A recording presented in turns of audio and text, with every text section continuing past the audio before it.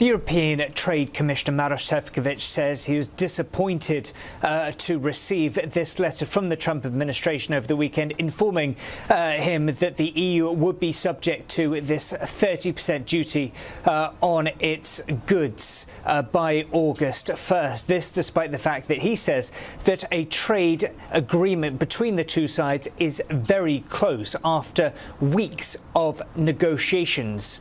Monday's meeting of EU trade ministers an opportunity to hear directly from Maroš Šefčovič on what happens next and what can be done to get an agreement over the line before August 1st.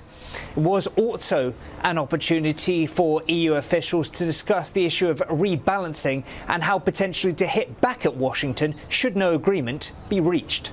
We are prepared for all possible scenarios. If no satisfactory solutions can be found, the EU remains ready to react, and that includes robust and proportionate countermeasures if required. The EU has said that its first tranche of countermeasures worth roughly $25 billion won't come into effect until at least August 1st. And at Monday's meeting, they also discussed potential further countervailing tariffs on US imports worth to the tune of over $80 billion if indeed required. Trade officials also discussed the need to engage more with like-minded parties, perhaps coming up with a more unified response to Washington's trade policies going forward. Also, the need to diversify trade.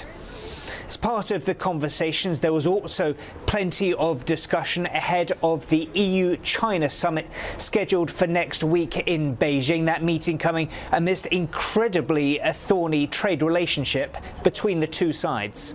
To advance our trade and investment relationship, we need to rebalance it by ensuring a level playing field, and this will ultimately inject much needed predictability and reliability.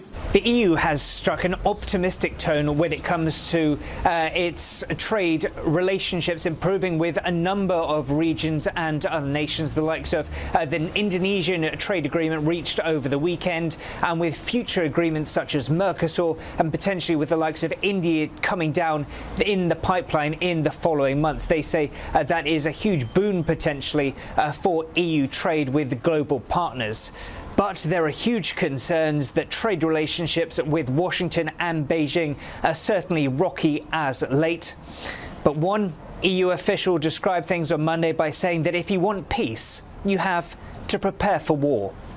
William Denselow, CNA, Brussels.